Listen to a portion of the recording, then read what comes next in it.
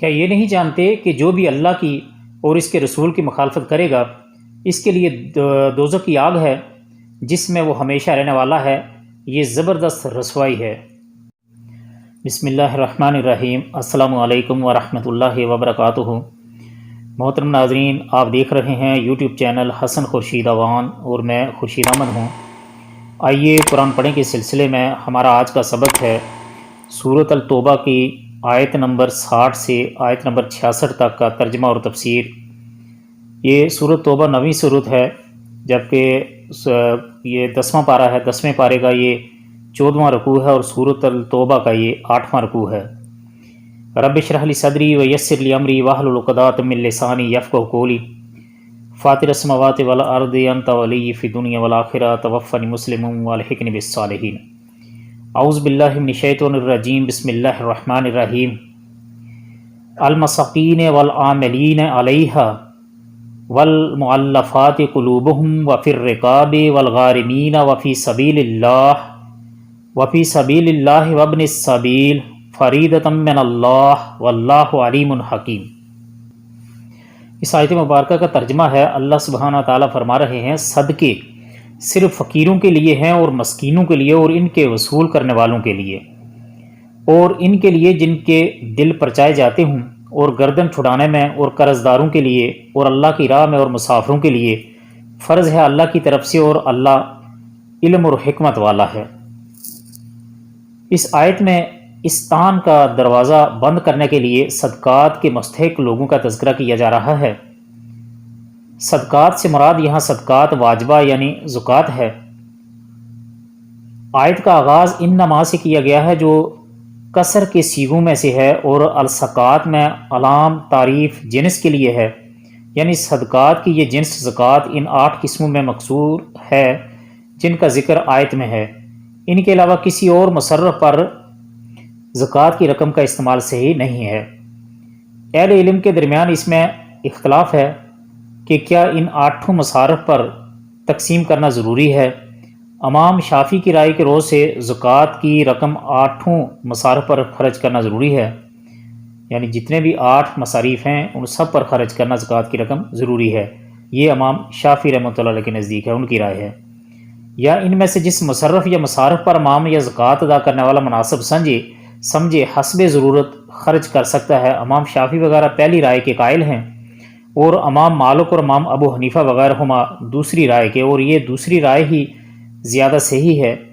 امام شافعی کی رائے کے روز سے زکوٰۃ کی رقم 8 مصارف پر خرچ کرنا ضروری ہے، یعنی اقتضائے ضرورت اور مسالے دیکھے بغیر رقم کے 8 حصے کر کے 8 جگہ پر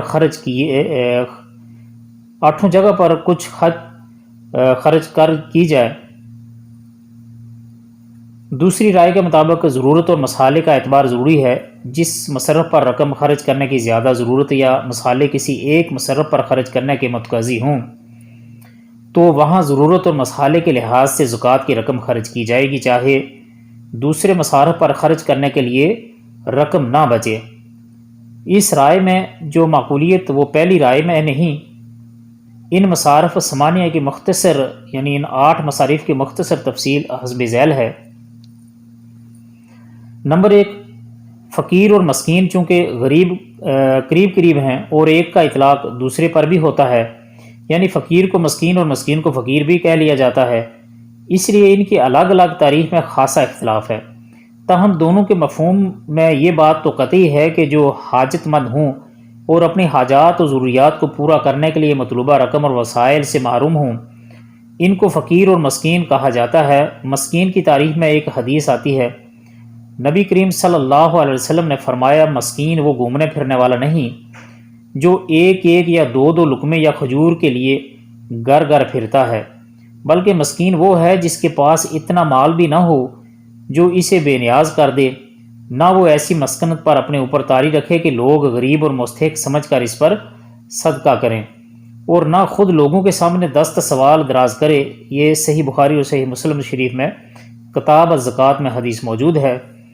گویا اصل مسکین شخص مذکور کو قرار دیا گیا ہے، ورنہ حضرت ابن عباس رضی اللہ عنہ وغیرہ سے مسکین کی تعریف یہ منقول ہے کہ جو گداگر ہو، گھوم پھر کر اور لوگوں کے پیچھے پڑ کر مانگتا ہو، اور فقیر وہ ہے جو نادار ہونے کے باوجود سوال سے بچے اور لوگوں سے کسی چیز کا سوال نہ کریں۔ تفسیر ابن کثیر۔ عاملین سے مراد حکومت کے وہ اہلکار جو زکوٰۃ و صدقات کی وصولی اور تقسیم اور اس کے حساب کتاب پر مامور ہوتے ہیں۔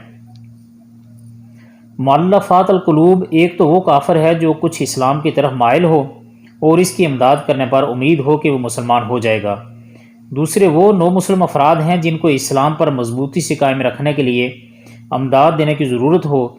تیسرے وہ افراد بھی ہیں جن کی امداد دینے کی صورت میں یہ امید ہو کہ وہ اپنے علاقے کے لوگوں کو مسلمانوں پر حملہ ہونے سے روکیں گے اور اس طرح وہ قریب کے کمزور مسلمانوں کا تحفظ کریں گے۔ یہ اور اس قسم کی دیگر صورتیں تالیف قلب کی ہیں جن پر زکوٰۃ کی رقم خرچ کی جا سکتی ہے، چاہے مذکورہ افراد مالدار ہوں۔ احناف کے نزدیک یہ مصرف ختم ہو گیا ہے، لیکن یہ بات صحیح نہیں ہے، حالانکہ حالات اور ظروف کے مطابق ہر دور میں اس مصرف پر زکوٰۃ کی رقم خرچ کرنا جائز ہے۔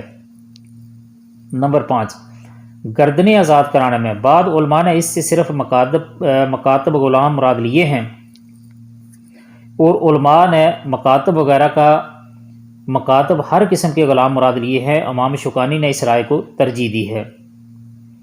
نمبر 6، غارمین سے ایک تو وہ مقروض مراد ہیں جو اپنے اہل و عیال کے نان نفقہ اور ضروریات زندگی کی فراہم کرنے میں لوگوں کے زیر بار ہو گئے ہوں اور ان کے پاس نقد رقم بھی نہیں ہے اور ایسا سامان بھی نہیں ہے جسے بیچ کر وہ قرض ادا کر سکیں۔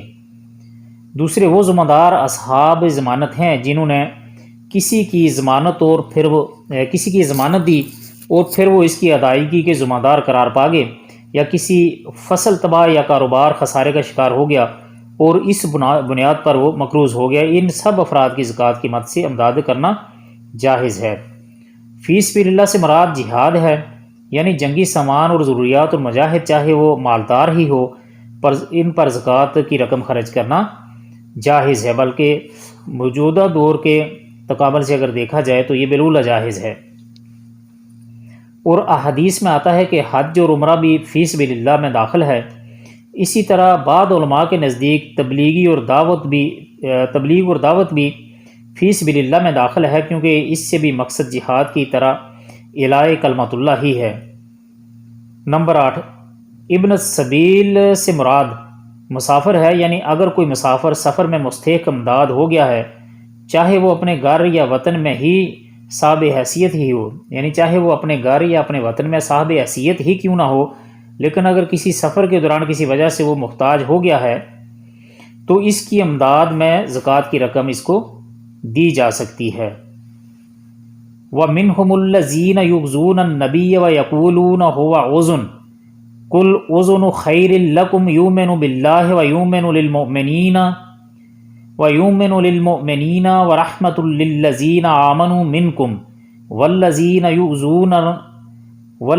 يُؤْذُونَ رَسُولَ اللَّهِ لَهُمْ عَذَابٌ عَلِيمٌ۔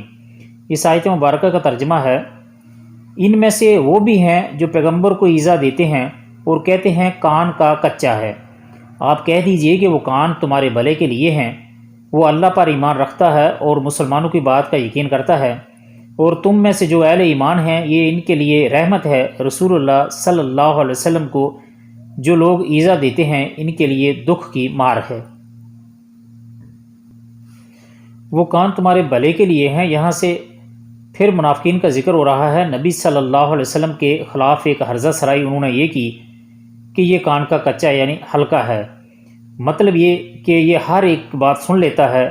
یہ گویا آپ صلی اللہ علیہ وسلم کے حلم اور کرم اور عفو و صفا کی صفت سے ان کو دھوکہ ہوا۔ اللہ نے فرمایا کہ نہیں، ہمارا پیغمبر شر اور فساد کی کوئی بات نہیں سنتا، جو بھی سنتا ہے تمہارے لیے اس میں خیر اور بھلائی ہوتی ہے۔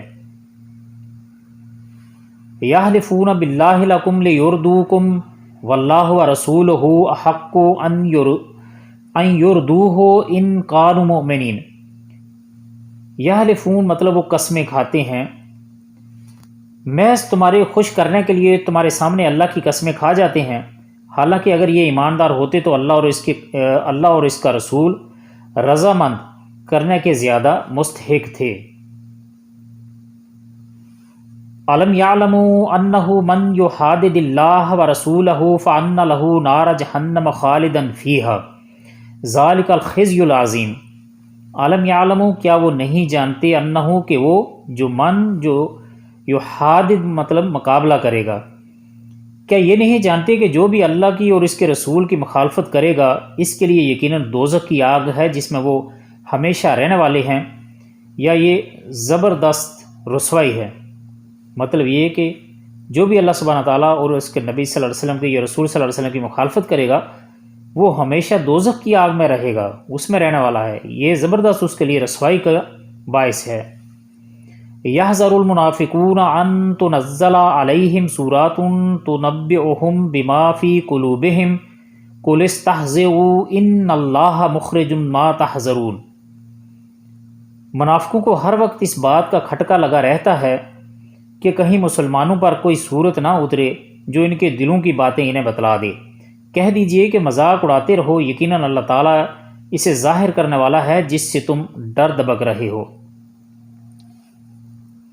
وَلَئِن سَأَلْتَهُمْ لَيَقُولُنَّ إِنَّمَا كُنَّا نَخُوضُ وَنَلْعَبُ قُلْ أَبِاللَّهِ وَآيَاتِهِ وَرَسُولِهِ كُنْتُمْ تَسْتَهْزِئُونَ۔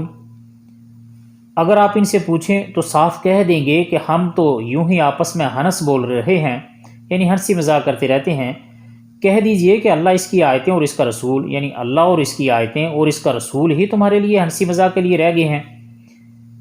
یہاں منافقین، یہ منافقوں کی ہی ایک صفت کا ذکر کیا جا رہا ہے کہ منافقین آیات الہی کا مذاق اڑاتے، مومنین کا مذاق کرتے، حتیٰ کہ رسول اللہ صلی اللہ علیہ وسلم کی شان میں بھی گستاخانہ کلمات کہنے سے گریز نہیں کرتے تھے، جس کی اطلاع کسی نہ کسی طریقے سے بعد مسلمانوں کو اور پھر رسول اللہ صلی اللہ علیہ وسلم کو بھی ہو جاتی، لیکن جب ان سے پوچھا جاتا تو صاف مکر جاتے، انکار کر دیتے اور کہتے کہ ہم تو یوں ہی بس آپس میں ہنسی مذاق کر رہے تھے، ہم نے تو کوئی دل سے تو آپ کی، مطلب یہ کہ دل سے تو آپ کی توہین نہیں کی اور نہ ہی کسی قسم کا مذاق اڑایا ہے، ہم تو صرف آپس میں صرف ہنسی کھیل کر رہے تھے۔ اللہ تعالیٰ نے فرمایا ہنسی مذاق کے لیے کیا صرف تمہارے لیے اللہ اور اس کی آیات اور اس کا رسول ہی رہ گئے ہیں؟ مطلب یہ ہے کہ اگر مقصد تمہارا آپس میں ہنسی مذاق کا ہوتا تو اس میں اللہ اور اس کے آیات اور رسول درمیان میں کیوں آتے؟ یہ یقیناً تمہارے اس خبث اور نفاق کا اظہار ہے جو آیات الہی اور ہمارے پیغمبر کے خلاف تمہارے دلوں میں موجود ہے۔ تو صحیح بات ہے کہ اگر مذاق ہی آپس میں کرنا ہے تو اس کے لیے ضروری تھوڑی ہے کہ پھر اللہ سبحانہ تعالیٰ یا اللہ سبحانہ تعالیٰ کی آیات مبارکہ یا نبی صلی اللہ علیہ وسلم کا مذاق اڑایا جائے، کیونکہ مذاق اگر کرنا ہے تو اس کے لیے اور بہت سی باتیں ہیں، تو پھر یہ ضروری تو نہیں کہ ان برگزیدہ ہستیوں اور اللہ سبحانہ تعالیٰ کی ذات مبارکہ کو بیچ میں لایا جائے۔ اللہ تعالیٰ ایسی خرافات سے اور اس نفاق سے سب مسلمانوں کو محفوظ رکھے۔ لا تعتذروا قد کفرتم بعد ایمانکم ان نعفو عن طائفات منکم نعذب طائفۃ بانہم کانوا مجرمین۔ تم بہانے نہ بناؤ، یقیناً تم اپنے ایمان کے بعد بے ایمان ہو گئے۔ اگر ہم تم میں سے کچھ لوگوں سے درگزر بھی کر لیں تو کچھ لوگوں کو ان کے جرم کی سنگین سزا بھی دیں گے۔ یہ یعنی تم جو ایمان ظاہر کرتے رہے ہو اللہ اور رسول کے استہزاء کے بعد، اس کی کوئی حیثیت اب باقی نہیں رہ گئی۔ اول تو وہ نفاق پر ہی مبنی تھا، تاہم اس کی بدولت ظاہری طور پر مسلمانوں میں تمہارے شمار ہوتا تھا، اب یعنی مسلمانوں میں تمہارا شمار ہوتا تھا، اب اس کی بھی گنجائش ختم ہو گئی ہے۔ اس سے مراد ایسے لوگ ہیں جنہیں اپنی غلطی کا احساس ہو گیا اور انہوں نے توبہ کر لی اور مخلص مسلمان بن گئے تھے۔ یعنی یہ جو فرمائے کہ اگر ہم تم میں سے کچھ لوگوں سے درگزر کر بھی لیں، یعنی یہ وہ لوگ تھے جن کو اپنی غلطی کا احساس ہو گیا تھا اور انہوں نے توبہ کر لی تھی اور بعد میں سچے اخلاص والے مسلمان بن گئے تھے۔ اور یہ جو آگے چل کر فرمایا کہ تو کچھ لوگوں کو ان کے جرم کی سنگین سزا بھی دیں گے، یہ وہ لوگ ہیں جنہیں سزا دی جائے گی جنہیں توبہ کی توفیق نصیب نہیں ہوئی اور کفر اور نفاق پر اڑے رہے۔ اس لیے اس عذاب کی علت بھی بیان کر دی گئی ہے کہ وہ بہت بڑے مجرم تھے۔ محترم ناظرین، آئیے قرآن پڑھیں کے سلسلے میں یہ تھا ہمارا آج کا سبق، سورۃ التوبہ، قرآن پاک کی 9ویں سورت، اور یہ آیت نمبر 60 سے آیت نمبر 66 تک کا ترجمہ اور تفسیر مختصراً بیان کی گئی ہے۔ آپ سب کے قیمتی وقت کا بہت بہت شکریہ۔ اگر ویڈیو اچھی لگے، پسند آئے تو لائک کمنٹس اور شیئر ضرور کیجئے گا اور اگر آپ نے ابھی تک ہمارے چینل کو سبسکرائب نہیں کیا تو چینل کو سبسکرائب کر لیجئے اور گھنٹی کے بٹن کو دبا کر آل پر ضرور کلک کر لیجئے تاکہ ہر آنے والی ویڈیو اب تک بر وقت پہنچتی رہے۔ ملتے ہیں انشاءاللہ اگلی ایک ویڈیو میں، تب تک کے لیے اللہ حافظ، اپنا خیال رکھیے گا اور ہمارے اس چینل کا بھی اگر آپ کو بات اچھی لگے، پسند آئے تو چینل کو سبسکرائب ضرور کیجئے گا۔ السلام علیکم۔